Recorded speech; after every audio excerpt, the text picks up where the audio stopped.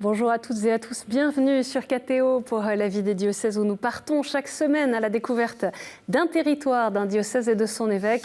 Et aujourd'hui, direction les Alpes et plus particulièrement la Haute-Savoie pour parler du diocèse d'Annecy, dont les limites comprennent non seulement le département mais aussi quelques communes de Savoie et de l'Ain. Dans cette édition, on découvrira la Petite Lourdes savoyarde, le sanctuaire marial de la Bénite Fontaine. Et Françoise Ouziel, responsable adjointe du service diocésain de formation, nous parlera du parcours Venez et voyez. Quelques mots de présentation de la Haute-Savoie, un territoire alpin tourné vers les sommets. Le département se situe à un carrefour entre la France et la Suisse, un carrefour dynamique sur le plan démographique comme économique, qui bénéficie bien sûr de l'attractivité de la Suisse, de toute l'activité touristique autour de la montagne et de la qualité de vie locale, mais aussi d'un tissu industriel diversifié, notamment avec des entreprises spécialisées dans les domaines de la mécanique de précision, des équipements électroniques et des biotechnologies. Et pour parler du diocèse d'Annecy, je reçois son évêque, Monseigneur Yves Le Saux. Bonjour Monseigneur. Bonjour. Je viens de faire une petite présentation du territoire dont vous avez la charge. Comment est-ce que vous nous présenteriez ce diocèse plus spécifiquement ? Un fort potentiel au sens humain d'abord. Ce qui frappe les premiers mois quand j'y suis arrivé, c'est la densité à la fois de la population. C'est presque 900 000 habitants, 15-20 000 habitants de plus tous les ans. Mais c'est aussi la densité géographique, c'est-à-dire que dès qu'il y a un trou, on construit. Et donc c'est très impressionnant. Alors l'attrait de la Suisse marque forcément le territoire, mais la richesse des uns fait la précarité des autres, qui ne se voit pas forcément immédiatement. Il y a de véritables inégalités sur ce territoire. Quand vous prenez ce qu'on appelle la vallée de l'Arve, qui est pratiquement une des régions de France où il y a le moins de chômage en France, mais vous allez à Annemasse, c'est la région de France où il y a le plus de chômage. Pour des raisons ou de gens qui veulent rentrer en Suisse, qui n'y arrivent pas. Donc il y a des situations de détresse quand même, on peut le dire. Donc c'est très contrasté. C'est pas simplement les touristes, quoi. Même si de fait, à Noël ou les temps ou l'été, c'est des milliers de gens, les églises sont pleines, parce qu'il y a des chrétiens là-dedans. Voilà. Au début de cette émission, quelques dates pour mieux retracer votre parcours. Monseigneur Yves Le Saux, vous êtes donc évêque du diocèse d'Annecy depuis 2022, natif du Morbihan à Hennebont. Vous avez fêté vos 65 ans. Membre de la communauté de l'Emmanuel, c'est en 1986 que vous avez été ordonné prêtre pour le diocèse d'Autun. Vous avez exercé différentes missions pour la communauté de l'Emmanuel. Je mentionne celle de recteur du sanctuaire de Paray-le-Monial de 94 à 97, ou bien encore de responsable des prêtres, diacres et séminaristes de l'Emmanuel de 2002 à 2008. Et en 2009, vous avez été ordonné évêque du Mans, où vous êtes donc resté jusqu'en 2022. Je termine avec votre devise épiscopale, Jésus, doux et humble de cœur. Et justement, le diocèse a été consacré au cœur de Jésus lors de la fête diocésaine qui a eu lieu le 29 novembre dernier. C'était la fête diocésaine du Jubilé. C'est la lettre encyclique du pape François, il nous a aimés, qui vous a conduit à prendre cette décision ? Pas uniquement. Elle a cristallisé les choses.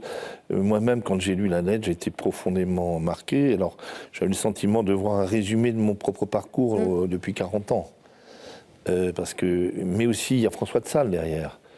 Vous ne pouvez pas comprendre Marguerite Marie si vous ne comprenez pas François de Sales. Sainte Marguerite Marie à la Coque. À la Coque, donc Paray-le-Monial. Mais vous ne comprenez pas Paray si vous n'avez pas lu Saint-Jean.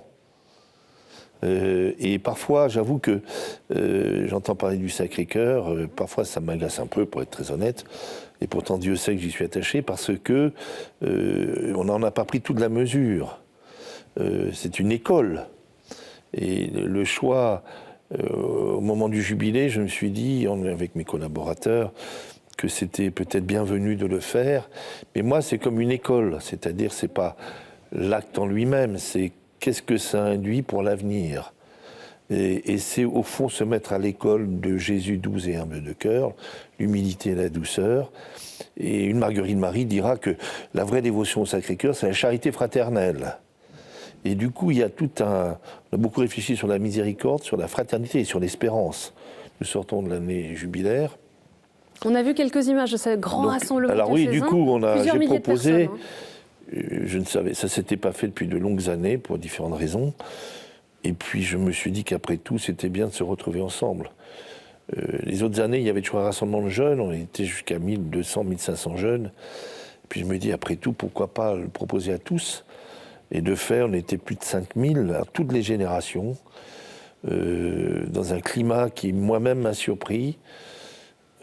Voilà, je suis mauvais juge, mais je me réjouis de mettre tous ces... Enfin, derrière, l'idée, c'était de mettre des gens ensemble, hein. Vous savez, c'est assez simple, au fond.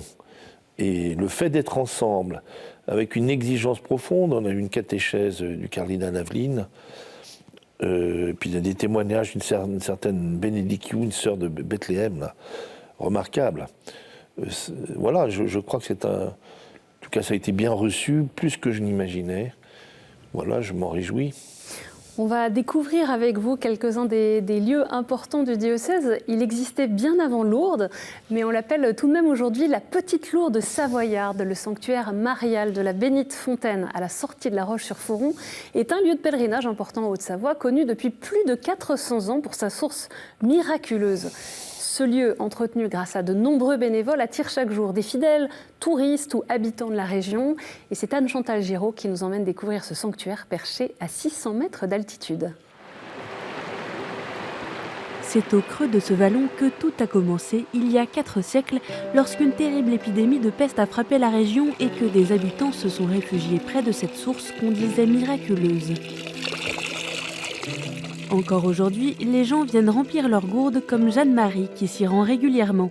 Cette eau me fait du bien. J'ai eu des problèmes de santé et le fait de boire cette eau, ces problèmes de santé, ça va... Je sens que l'eau a quelque chose.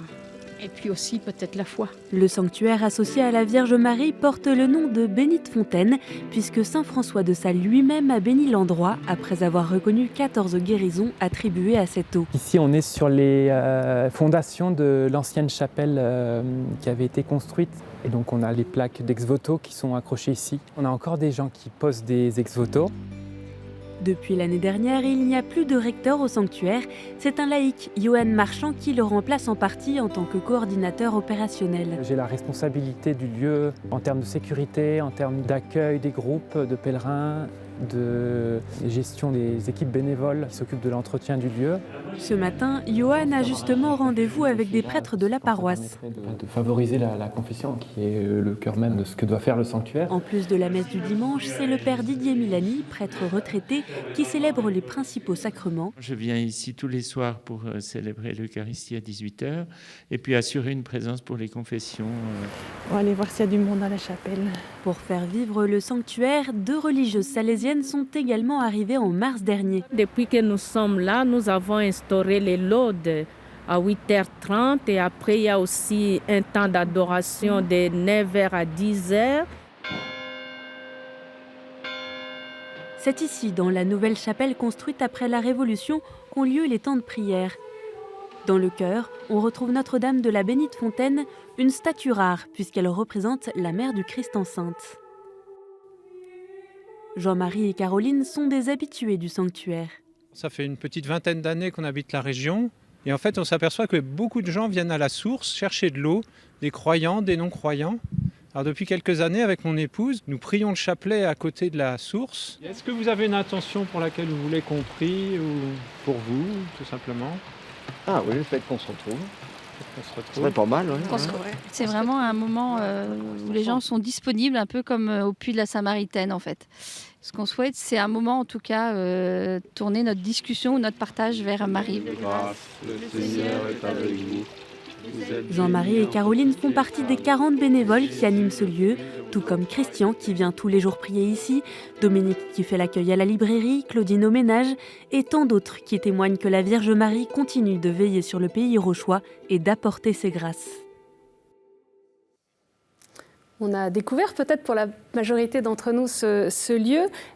Comment est-ce qu'un tel lieu permet de rejoindre des gens de passage, des gens qui sont au seuil peut-être de la foi chrétienne et leur permettre de vivre une expérience spirituelle qui est centrée sur le Christ? Parce qu'on a vu, il y a des attentes très variées dans ceux qui passent. Bien sûr, c'est un de ces lieux où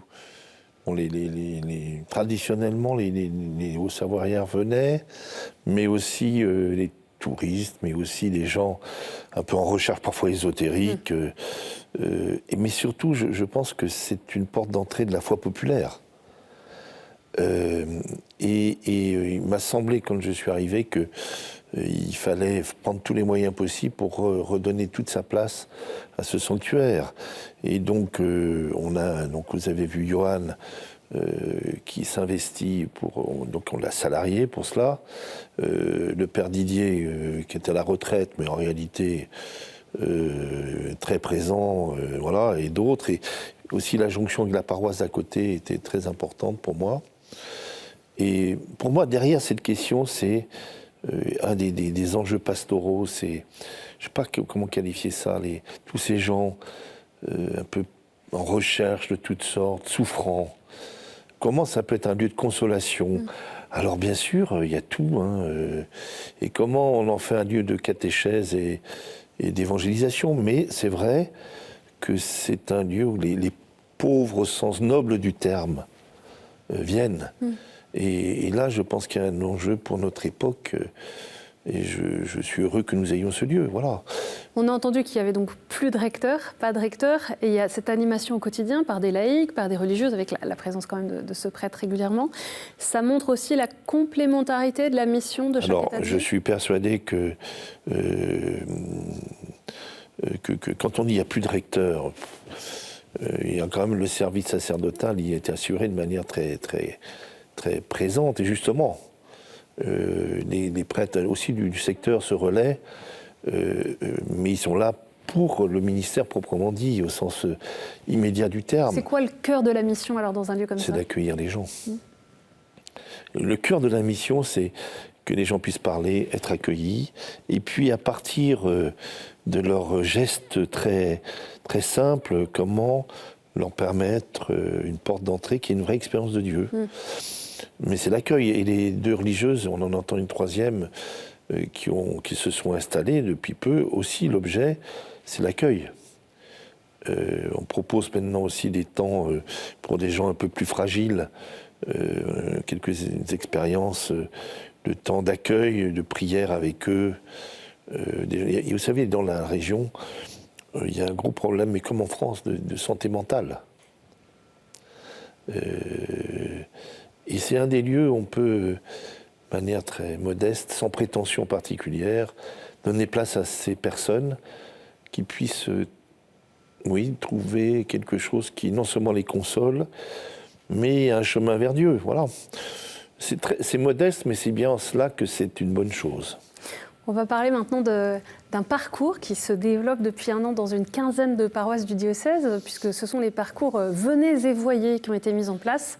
Des parcours de la première annonce qui s'adressent à tous ceux qui préparent un sacrement, des parcours ouverts à tous également, entre enseignement, prière, témoignage et partage. Le parcours est fourni clé en main aux paroissiens qui peuvent l'organiser eux-mêmes en petites équipes.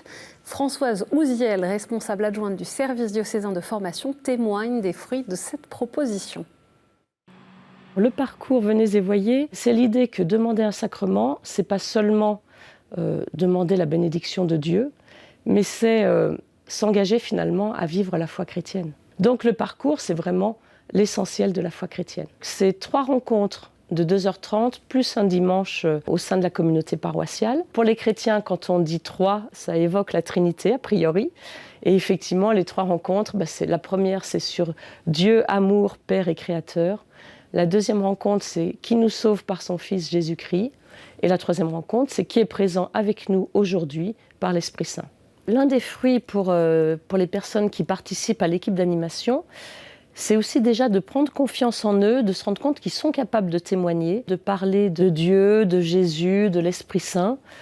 Et puis pour les communautés paroissiales aussi, l'idée c'est qu'ils sentent qu'ils accueillent des personnes qui préparent un sacrement et que ça les concerne. Après, le fait de les connaître, ça crée des liens. Et donc, il y en a qui reviennent après. Alors, ça ne devient pas forcément des pratiquants réguliers de chaque dimanche, mais quand même, il y a un lien avec la paroisse qui se crée. Et même, il y a des personnes qui sont venues participer au parcours parce qu'ils allaient se marier ou parce qu'ils demandaient le baptême pour leur bébé, et qui reviennent ensuite pour accompagner le parcours auprès d'autres personnes. Donc voilà comment on se met en route. Les parcours venez et voyez, qu'est-ce que vous espérez de ces parcours de première annonce ? D'abord, on est confronté de manière heureuse, mais avec toutes les questions, les défis que ça pose, comme dans beaucoup de diocèses, à l'émergence de nombreux catéchumènes adultes, c'est-à-dire les chiffres explosent, tant chez les adultes que chez les jeunes, les adolescents. Les adolescents, oui. Je pense à lui à Thonon, il a 100 adolescents qui se préparent au baptême. La paroisse du centre-ville où j'étais le week-end dernier, tous les dimanches, il a 2, 3, 4 demandes. J'étais là, j'ai 3 demandes de gens qui étaient là. Alors il y a tout là-dedans, bien entendu. Alors avec toutes les questions que ça pose, parce que comment passer d'une demande, je veux être baptisé, pour des raisons X, mais ils sont là, à devenir disciples du Christ, en réalité. Le vrai sujet, c'est pas de les préparer au baptême, je leur dis arrêtez, vous me fatiguez. C'est comment on va les aider à devenir disciples du Christ. Mais c'est vrai pour les gens qui se préparent au mariage. On fait depuis 2 ans des grandes rencontres de préparation au mariage. En fait, le but, c'est pas de les préparer au mariage, c'est de leur faire goûter une expérience ecclésiale et de type kérigmatique. Et de fait, ça marche. Mais on sent bien qu'il faut leur proposer un chemin de type catéchuménal. Alors, du coup, l'idée, venez et voyez, qu'on a emprunté au diocèse à côté. Pour être très ça veut honnête. dire quoi? Parce qu'on utilise ces grands mots kérigmatiques. Ah oui, je pense à tous ceux qui nous regardent. Kérigmatique, ça veut dire que c'est comment on leur permet de comprendre le cœur de la foi chrétienne. C'est-à-dire la mort, la résurrection. Le comprendre et puis de le vivre avec le cœur. Oui, enfin, c'est en fait, pour moi, le comprendre, c'est d'abord une expérience. Parce qu'au fond, ils doivent goûter quelque chose. Alors, il y a 2 niveaux. Il y a l'expérience de la présence de Jésus vivant, on va dire ça comme ça, dans leur vie, mais aussi la relation fraternelle. Et l'idée, venez, voyez, qui m'a séduit, c'est qu'on met dans la même rencontre des catéchumènes, des néophytes, des personnes qui se préparent au mariage, des personnes qui demandent le baptême pour leurs petits ou qui mettent les gamins au caté. Donc c'est ce mélange aussi. Et ce mélange est très intéressant. Ouais. C'est-à-dire qu'ils goûtent, et parce qu'ils se parlent entre eux, en réalité. Il y a les intervenants, très bien, mais en fait, il se passe énormément de choses dans les relations. Et ils goûtent à une relation fraternelle. Un des enjeux majeurs pour nous, c'était en arrière-fond de la rencontre jubilaire aussi, c'est comment nous permettons une vie fraternelle réelle. Et je vois bien nos catéchumènes, où on les intègre, enfin on les incorpore, on leur permet d'avoir des relations amicales dès qu'ils sont catéchumènes, dès le premier instant. Ils le continueront après, mais je me suis dit c'est tout bête, il y aura une vie fraternelle que s'il y en a une. C'est ce que j'allais dire, parce que ça concerne aussi ceux qui ont été baptisés bébés. Et bien entendu, et l'impact, c'est l'enjeu, comme dans d'autres diocèses. Moi, l'enjeu, c'est que je vois bien, c'est que l'arrivée un peu surprenante, parfois, oui, qui nous désoriente un peu, de ces gens de toutes sortes, oblige les chrétiens à se réapproprier leur propre attachement au Christ. Parce qu'on ne peut pas faire cheminer les gens si nous-mêmes on n'avance pas. Et donc, si nous réussissons, enfin, si on arrive à avancer sur ce sujet, c'est la physionomie même de nos paroisses qui va changer dans les 10 ans, ça c'est clair. Peut-être une question spécifique sur la physionomie de votre diocèse, puisque les ensembles paroissiaux couvrent des vallées urbaines et sécularisées, des villages ruraux, où la population est multipliée par 10 l'hiver, avec parfois les difficultés d'accès par la route qui vont avec. Comment est-ce qu'on unifie ces différents clochers autour d'un projet pastoral commun ? Ça, c'est une grosse question. Je ne sais pas si j'ai vraiment la réponse. Je vois bien qu'il y a un enjeu d'une conscience missionnaire de tous. Vous voyez, c'est parfois on se complique beaucoup l'existence. On me dit, mais oui, il y a des gens qui viennent en vacances. Il y en a qui viennent tous les ans, depuis 40 ans. Ils passent 2 mois de l'année ou 3 mois de l'année. En fait, ils sont plus ou moins connus. Et certains disent, mais on ne peut pas, c'est des étrangers. Mais je dis, comment des gens qui sont de passage peuvent aussi évangéliser les gens de passage? Comment on peut créer des relations un peu hautes? Par contre, je suis intimement persuadé que le point d'unité, c'est la qualité de la relation. Alors, sauf qu'il y a une tradition chez nous, les Valais, vous savez. Bien sûr. Les gens de Chamonix, ils ne viennent pas à Annecy, et les gens d'Annecy, ils ne vont pas... et on voit bien que là, il y a une culture un peu nouvelle à créer, certainement. Je vous propose déjà, Monseigneur Yves Le Sceau, de passer aux questions de terrain.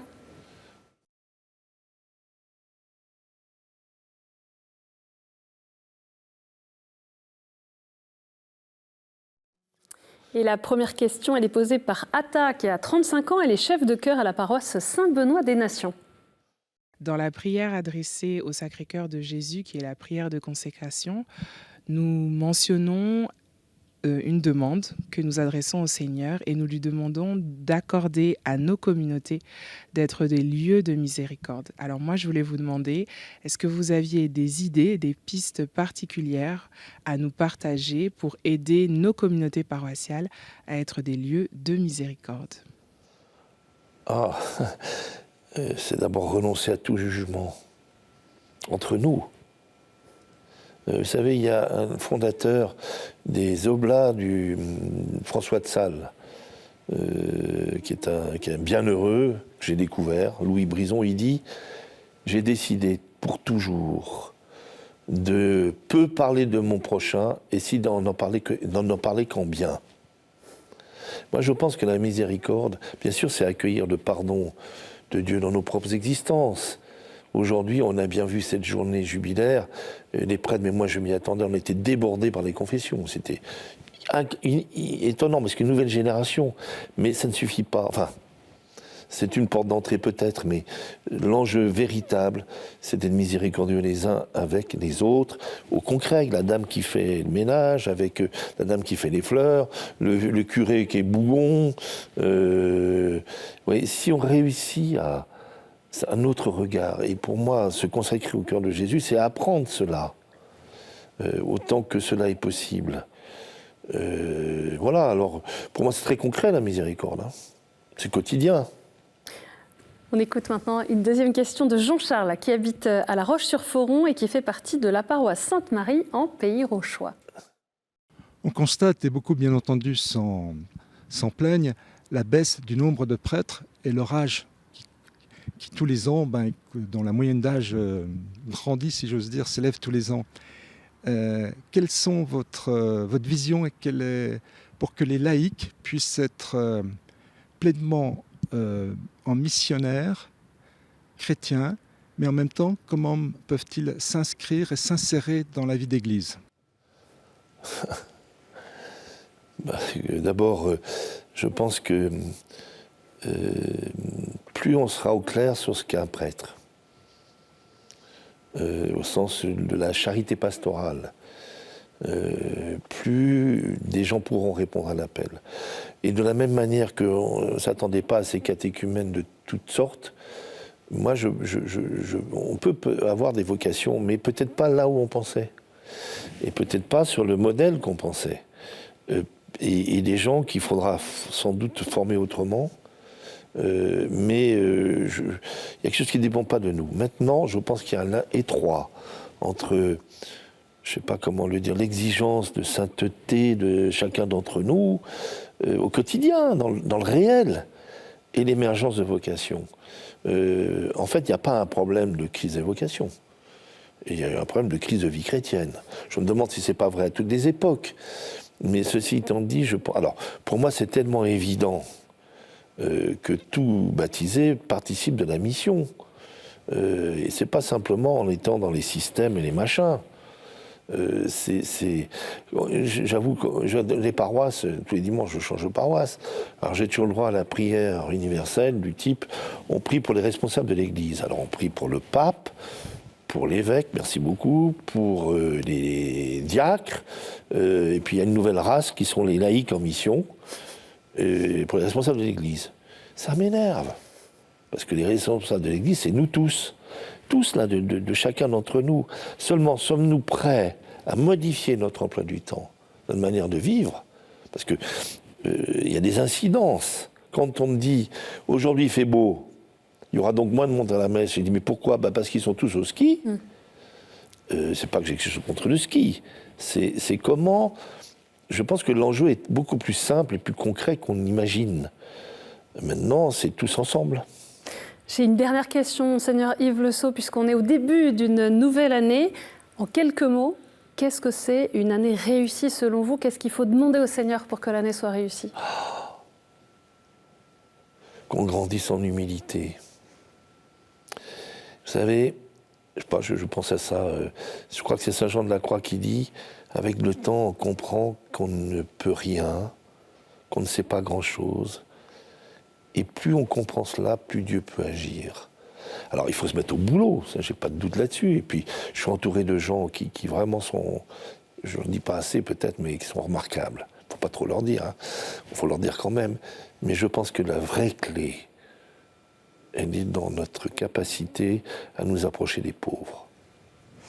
Bon, eh bien, ces vœux de nouvelle année sont lancés. Merci beaucoup, Monseigneur Yves Le Sceau, d'être venu sur le plateau de la vie des diocèses. Pour en savoir plus sur le diocèse d'Annecy, rendez-vous sur le site internet www.diocèse-annecy.fr. Cette émission est bien sûr à revoir sur ktotv.com et à réécouter sur les plateformes de podcast et sur l'application KTO Radio. Merci pour votre fidélité. Je vous donne rendez-vous la semaine prochaine.